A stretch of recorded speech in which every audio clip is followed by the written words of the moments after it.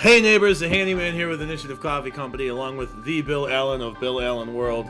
Don't you dare touch that snooze button. It's time to rise and roll. Rise and roll, yeah! Good morning, nerds, gamers, fellow geeks. Today we are going to be trying out a technical achievement that may or may not get us fired. Not really, but we're simulcasting. Sure. So if you're a Twitch person, you could go over to twitch.tv/Initiative Coffee Co. You can see us there. Yes.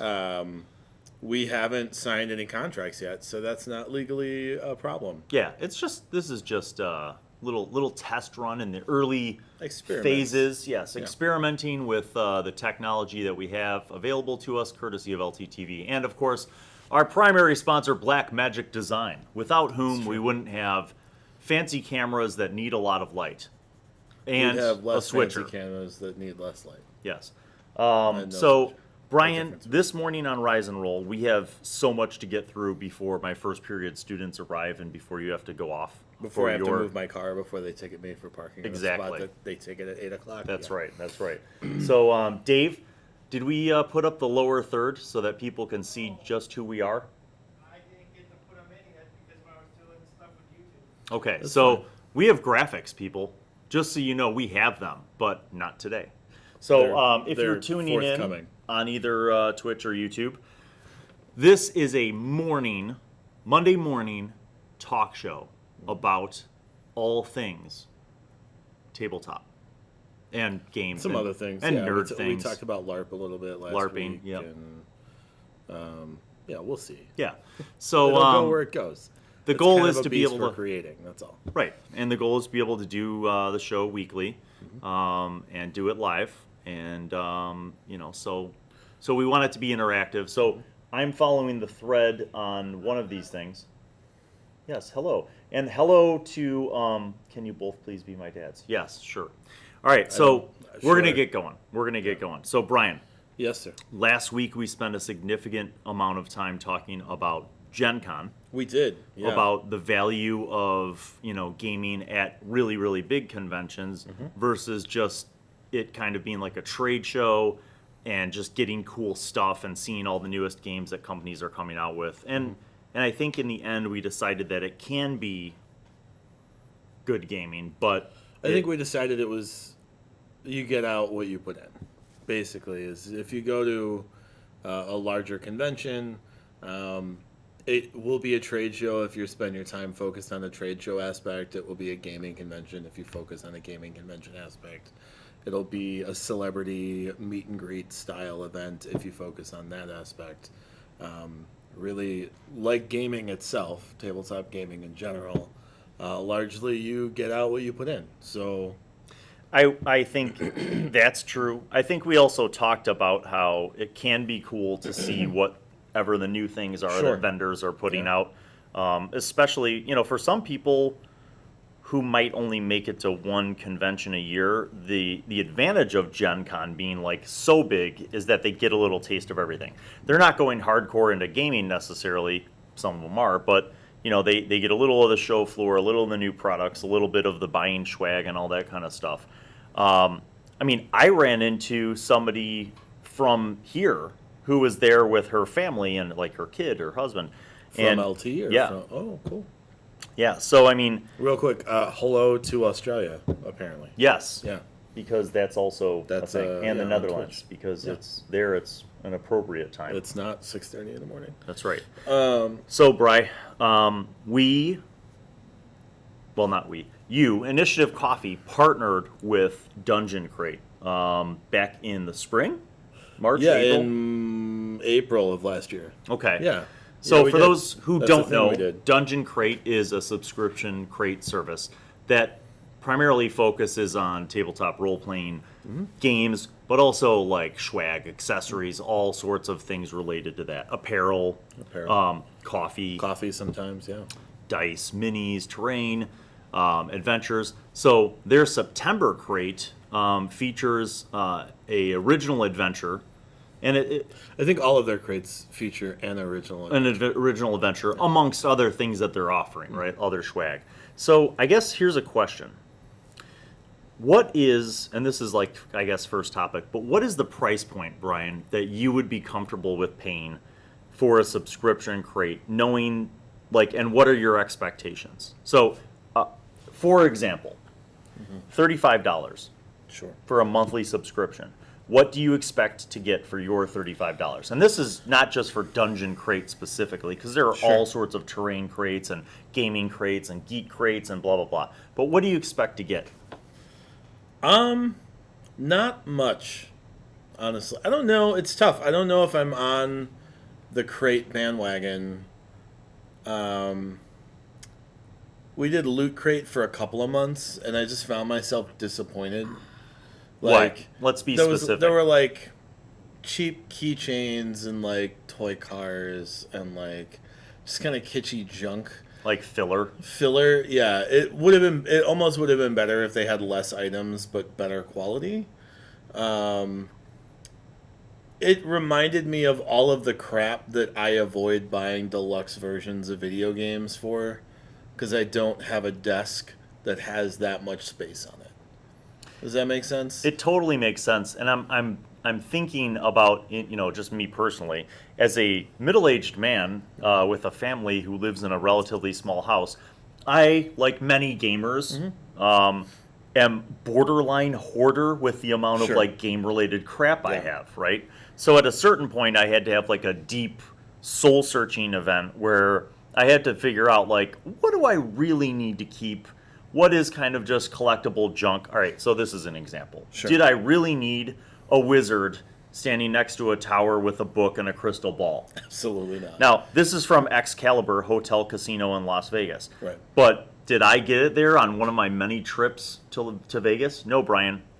I got it at Goodwill. At the Goodwill. So did I need to spend $1.99 on this? No, I definitely didn't, right? But I justified it as, we need this show prop. We need this set decoration. What would we do without Wizzy the Wizard? Right. So, but I mean, when you're talking about a monthly subscription service, I'm trying to think of value. You know what I mean? You accumulate a lot of crap quickly. Like, right. And the thing is, like, Elise has this down. Like, she has a system worked out, because she'll get, it's the fat cat, stuffy, plushy thing, Pusheen. Yes. She does Pusheen crates, and she'll keep, like, one item out of a crate, and she'll throw the rest on eBay. Okay, and, so like, make money back. Right, so part two, like, if there's stuff that maybe other people want, and you could resell it and maybe recoup some or, strategically all of the cost of your monthly crate, then does that make sense as well? Now, I noticed when I was...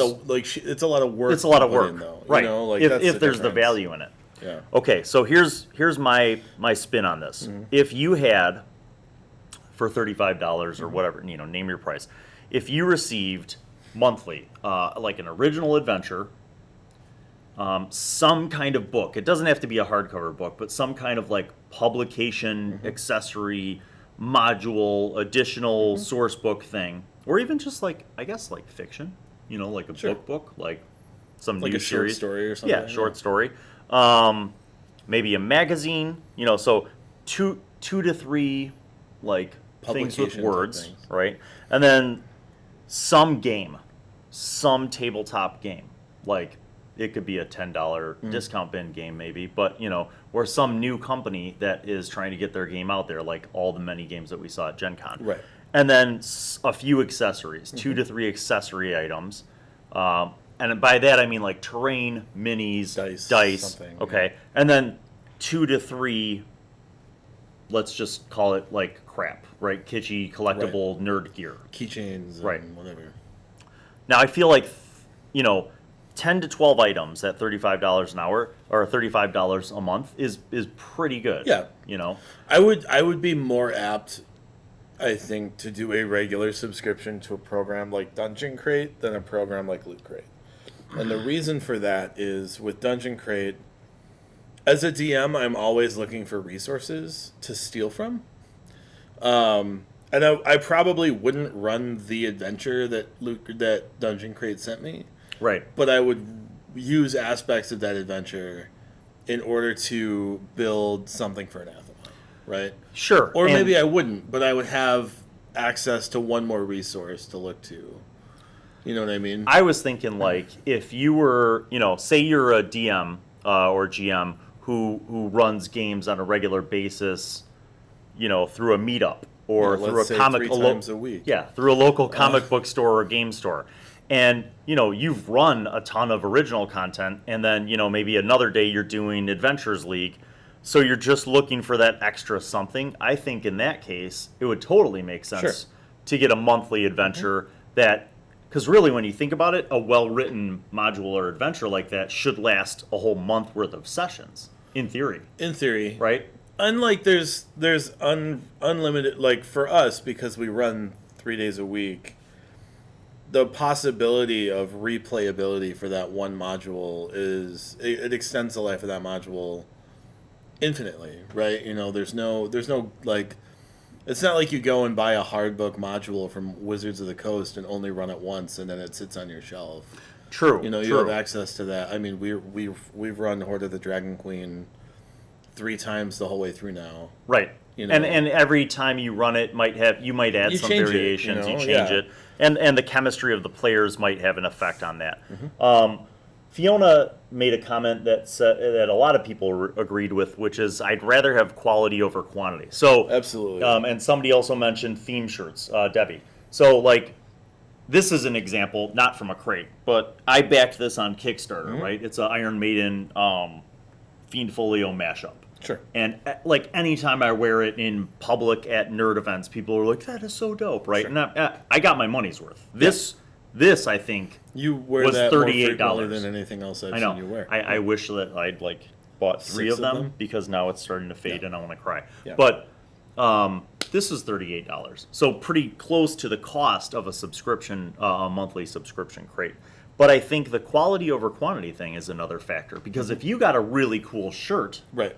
and then a module, and then a pound of gourmet gaming coffee and some dice, like, so I guess it goes back to what you were saying. Pound, like the shipping weights are.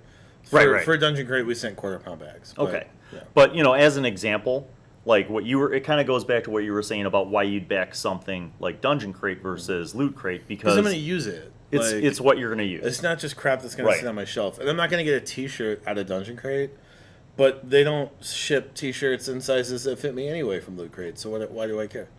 Ooh, all right. Here's another great comment. So, Debbie says it would be cool if you get bonus points each crate, and you could save up for special merch that you pick out yourself. That is a genius level idea. Like TPK, like Dragon Treasure Points Right. from like an MMO. Yes. Yeah. Yeah. DKP. Whatever that is. I don't Right. know, whatever Right. that system And then is. That's cool. if there is something that's above and beyond, you could go platinum for that month or whatever. That 1 month, yeah. Yes. Just call it XP. She said. That's fair. Basically, yeah. Yeah. So that was, just this morning when we were talking about topics for the show today, I just thought, so we obviously, in full disclosure, people, we know Wayne over at Dungeon Crate, and he's an awesome guy. Like, He's not a sponsor. I want to make that clear. Yeah, he's not. We just like his product. He hasn't given us anything for free yet, but he's an awesome guy. I remember him from the crafting forums before he even started up Dungeon Crate, and it's great to see him having that kind of success. And he's just one of so many different crates. But I think the point is, maybe the in conclusion for this segment is, like, do your research about what the crate offers on a monthly basis, and really kind of critically think about whether or not what you're going to get is really worth it for you. I think there are people who can afford like Loot Crate and just more generic Geek Crate kind of stuff, and they're just like, yay, random thing, and they have whatever. Or maybe they do like what you were saying, they resell some of it, or they give it to friends as a Yeah, we went to D8 Summit, and like half of the silent auction was a lot of stuff that was like repurposed from different crates. Right. Right. You donate it. You know. If you have an avenue to get rid of the stuff you don't want, maybe it's a little bit more reasonable to invest in one or two or a few crates. Yeah. But if it's just going to take up space, I am all for not bringing more crap into your house. Like, we're on a one in, one out system at my house right now. Yeah. Where, like, we've reached capacity. Yeah. We don't have room for crap. I have to hide things in the garage, Brian. It's true, you do. Which I can say because my wife will never watch this. All right, so moving on. She's going to take an interest in your hobbies one day. Speaking of more crap, Brian, Yeah. and people in the world, thank you for tuning in all over the world right now. That's awesome. Let's talk Kickstarter. So That's a bad transition. All right, rewind. It's not. Speaking of more collectible things and opportunities to invest in new and unusual products that your wife would just totally may be fine or with. may not be crap. Probably not, because we're advertising them. We hope. Right. Let's move on to Kickstarter. So the thing about Kickstarter, and I mean, let's be fair. This shirt was a Kickstarter item, right? And my original baptism. That was good word choice, Bill. My baptism into Kickstarter, my very first thing was the Dwarven Forge City Builder, which almost earned me a divorce, but that was money well spent, Brian. Was it? Yes. All right. So think of the many uses that I've had for all those little, buildings and the sewer tiles. We haven't even gotten to use the sewer tiles yet in any of our gaming streams on the Bard's Tale, on Initiative, or any of my streams. But people, they're coming. All right, so couple things, Bri. Handcrafted foam dungeon tiles by Alithnul, Alithnul. Okay, so I'm doing a search for terrain, and I come across this. At some point when we do these things, we'll be able to put the site in the view. But yes. We are short-staffed right now. Okay, I mean, technically, if I wanted to take the time, and this is a learning opportunity, because this is only our second live stream. Welcome to the second live stream. Yeah, so in the future, I'll have this text document open, and then I'll just paste it into the live chat. So, but here's the scoop. I found handcrafted foam dungeon tiles, and I'm like, hey, wait a minute. I know what that is. And then I look, and sure enough, it's pink foam dungeon tiles. So Really? Alithnul is making and selling pink foam dungeon tiles. Does he have like a stamp, like a press? Handcrafted. Oh. So sure enough, I look through the gallery, and it looks like they're all a little bit different.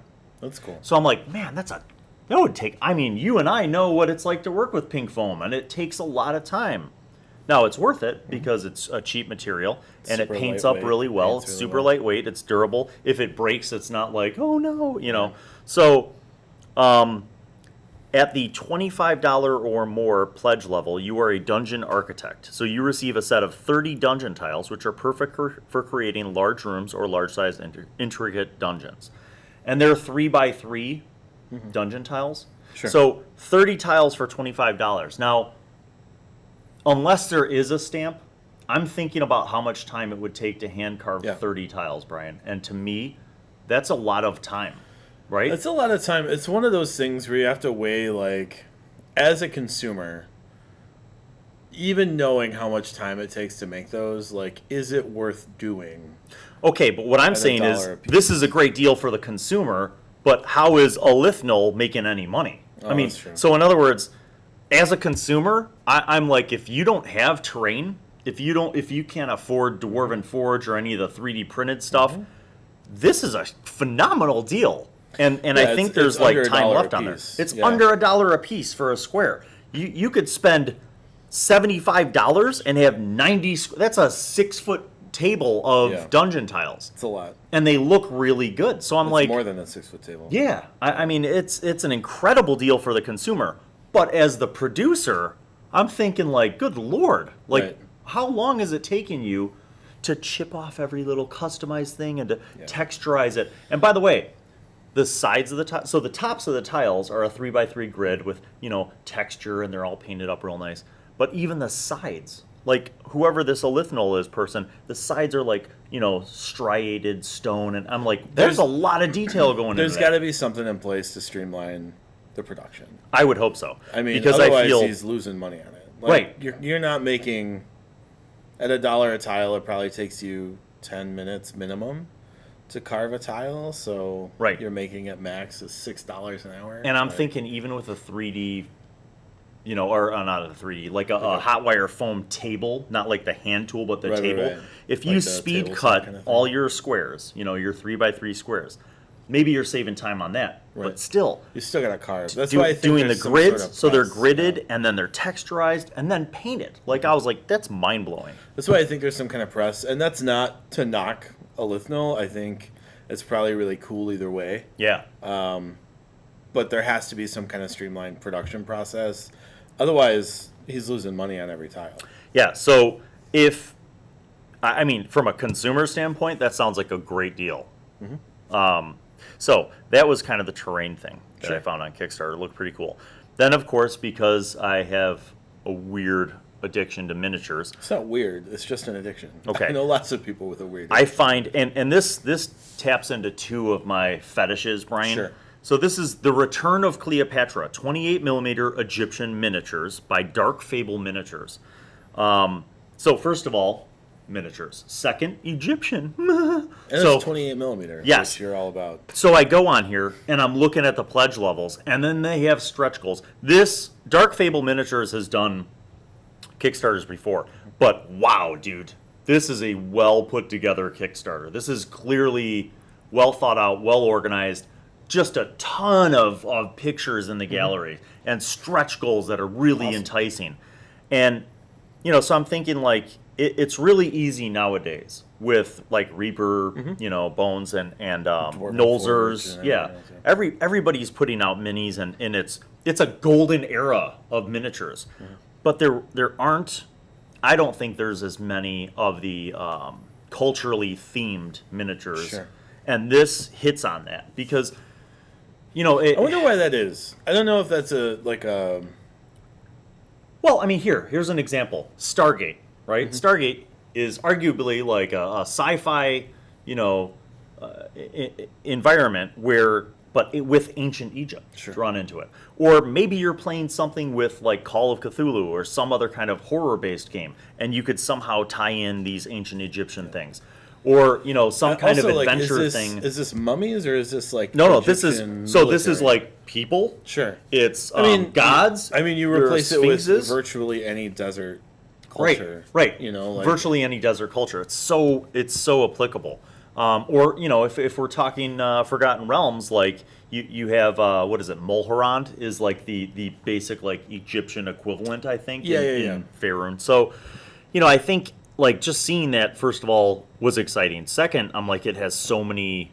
You could play it across so many different role playing games, and that's so it kind of goes back to the bang for your buck. You know Yeah. what I mean? You're getting something that's not just a one-time, one-setting, one-game thing. You could use this in a lot of different scenarios. You could have it. You could utilize these with a really cool, like I said, like a Cthulhu game, or even like a sci-fi game, or so many different options.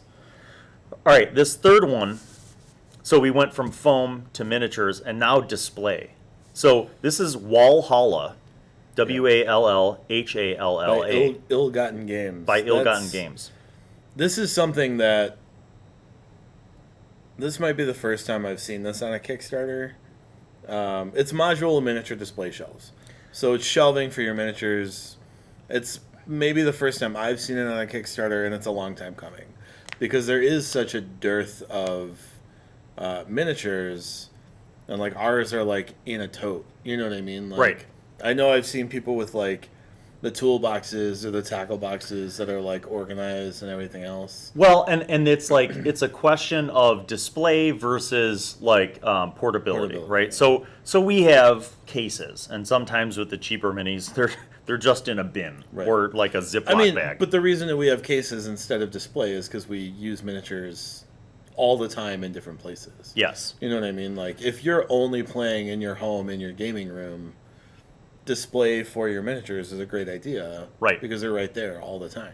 Well, and I'm thinking of like, again, in your gaming room. If I looked at the Wallhalla setup, and it's kind of smart because, first of all, it looks amazing, right? It looks like your minis are like in a dungeon scene. And they snap together. They 3D print out. They snap together. You paint them up. It's gorgeous looking, and you could configure them however you want. So I'm like, ooh, that now see that's like some like higher level stuff, right? It's not just straight shelves. It's like an environment. You know what I mean? It's a display case. It's really an open display case for your minis. Sure. And for the people who are really serious about miniature painting, it's a really cool way to showcase your work. You know, it's also a drying rack for your work. It could be, but you know, I mean, it's kind of nice because they have these little slots too for the bases, so your mini doesn't just like fall out. You know what I mean? As long as it's based on a standard circular base, it doesn't just fall out, and it fits in there. It looks really nice, and I mean for the options for the pledge levels are really, I feel like, pretty fair. You know, they're making their money, but it's not exorbitant. It's not like killing your wallet. Cool. But real quick, so I think for next, you know what I'll do, people, is in the comments after the live stream, we will post this information for y'all on the comments, and then also in the Initiative Coffee Facebook page. We'll make a note here for this episode, and that way you guys could check out all these different Kickstarters that we're referencing. And we'll come up with a better way to streamline that process next week. Yeah. All right, so we're not done, Brian. We're not done? Nope. Moving on to the topic of using things from other games in your games. So this is Agricola. Yeah, Agricola. It's a game. It's a board game. It's a board game. And what do you do in Agricola, Brian? Don't you build farms? Yeah, probably. I don't. If I had one of about 4 kids here, they could explain it better. But I've never played Agricola. Well, I've never played Agricola either, but I saw these, and in my brain, I immediately thought, look at those minis. Look at those. Those are killer. Peasant minis, and they're already painted, so that I don't have to add them to a backlog of crap that I need to paint. Oh gosh. Yeah. So these are an example of that kind of kit bashing mentality. So if you want to have some more peasants to populate the village where your adventurers are, exploring a mystery. Now, these weren't cheap per se. I bought them when I was in Europe. So 20 pounds or 20 euros would be $25. Yeah. But 1, 2, 3, 4, 5. And so a deck. 5, and a deck if I ever play the game. But the thing is, like, $5 a pop for painted, though. Like wouldn't I spend $3 for a Nolger's miniature that's unpainted, or no, 4? You'd spend $5 for an unpainted one, right? Also, like, for $25, you have to consider that it's also the expansion to a game. Yeah. And if you're buying an expansion to a game that changes the rule set, it's reasonable to pay $25 for that expansion. But I'm like, this scale is fantastic. The scale is perfect. And the paint job, I mean, if you look at that really closely, is really nice. Pumpkins and barrels and whatnot. Okay. So now we're moving on to Darkest Night, which is also another game, Brian. Yeah. That's just I have the to hide the miniature price set, tag because she'll divorce me if she sees how much I paid for this. It's a lot. So this is a big game, but Brian, 35 minutes. in this box there are 30 or 35? 30 miniatures. Oh, okay. A necromancer and 29 other heroes, and they are the correct scale to play with other tabletop role-playing games. Sure. If I had to guess, they're about 30 millimeter. So it's kind of crazy because really this, even though they're unpainted, comes out to maybe like $3 a mini. And what I like about it is that there are a lot of different options here that you wouldn't find in a typical like D&D set. So like there's a tinkerer. A tamer. There's a tamer, like an animal tamer, cool. and he's got a whip. I don't know why he has to use a whip. That's kind of mean. Well, it's a fantasy setting. There's a monk, which isn't uncommon, but I like this pose. Sure. An alchemist. Yeah, that's an acolyte. They are definitely heroes. Like, there's no like scholar. There's a scholar, I guess, but there's no like wayfarer, tavern keeper, or like they're like heroic.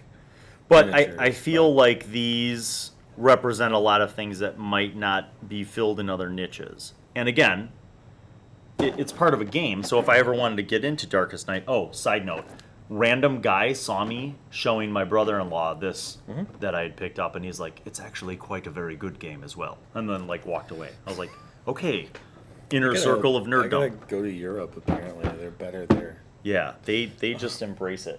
Yeah. All right, last thing, Brian. Now, these are not new. These are old. These are old. Mage Knight. When did Mage Knight come out? Jesus. A long time ago? When did Mage Knight fold? So Mage Knight has been around for a long time, right? And I mean, Mage Knight was originally supposed to be like an opportunity for kids to play a simplified version of a role-playing game with minis and not so much books, right? I have no idea. Okay. So, but, and this is not new, people have been kit bashing Mage Knight to use for other games, right? So the Mage Knight minis are kind of like Hero Clicks, that kind of stuff, where you could pick them up for relatively cheap. The main complaint that a lot of people had was the paint jobs weren't that great, and the bases are these big, clunky, huge bases. Right. But it was easy to kit bash that because you just cut the mini off the base, glue it onto a proper base, maybe give it an overpaint. So this stuff came out, though, a while ago, and this is like basically terrain, Mage Knight terrain. Cool. The nice thing about it is that it actually is painted up pretty well, if you check that out. So there's Artifacts Set 1 and Artifacts Set 2.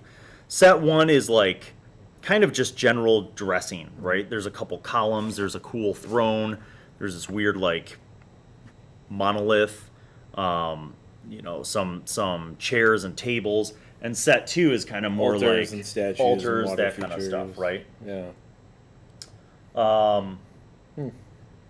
It's interesting. The paint is still a little muddy, but it is. It's tough to find good, cheap scatter terrain. So, like, this is kind of good, cheap scatter terrain that you don't have to spend. Right. Like, Herstarts has good scatter terrain, but you're also going to spend hours, like, crafting and painting it. Right. So, here's a strange thing. And I came across this stuff online because I was kind of comparing costs, like you're saying. You could make it, you could buy it and kit bash it, that kind of stuff, right? So there are people selling these sets online for $25, sure, or $39, $28, $34. I mean, it's kind of all over the map, but it's really typically pretty expensive. Sure.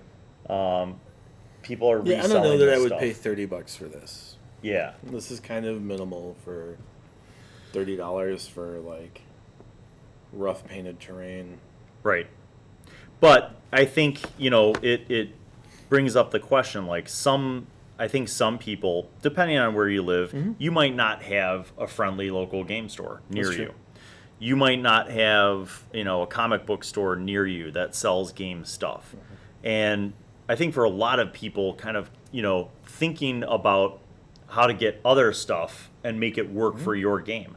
And this kind of goes back to the original topic with Kickstarter stuff or crate stuff, right? You can get stuff and it can just be, fluff, filler, whatever. Or you could get stuff that is going to be useful that you can actually use in your gaming experience. Yeah, and I don't want to make it seem like we use terrain because we have it. Yes. But I don't want to make it seem like we're anti no terrain, right? Like right. Well, and this is a good segue into the closing segment. After looking at all this stuff, after looking at miniatures, after looking at terrain options, all that stuff, do you need it? Where do we stand? And is it one of those things where like you can't really experience your tabletop role-playing games without all the swag? Let's talk about that a little bit. Let's riff on that a little bit. Yeah, I don't think so. I mean, it's a long story short, I guess. But I think we use terrain because A, we have it, B, we're trying to put together streams, so it's nice to have another set piece. C, I'm poor to middling at explaining terrain via narrative, so it's nice to have like something to look at. So we use it, but I'm not like, and there's also different varying levels of terrain, right? Right. Like I would say that at some level, A dry erase dry map. erase map is to some degree terrain, Right. right? It's not three-dimensional, obviously. It's not, it doesn't have the experiential effect of like 3D terrain, but it's more than just a theater of the mind experience. Yeah. But realistically, I don't think there's anything wrong with just a theater of the mind experience either. Yeah. I've been experimenting with that a bit lately at our meetups, where either A, there's a lot of rooms that I don't want to have to like draw out one by one, or it just isn't beneficial to do it. Like usually if there's combat, I'll draw a room. Right. But if we're just doing like, there's traps in a room, I'm not going to like focus on it necessarily.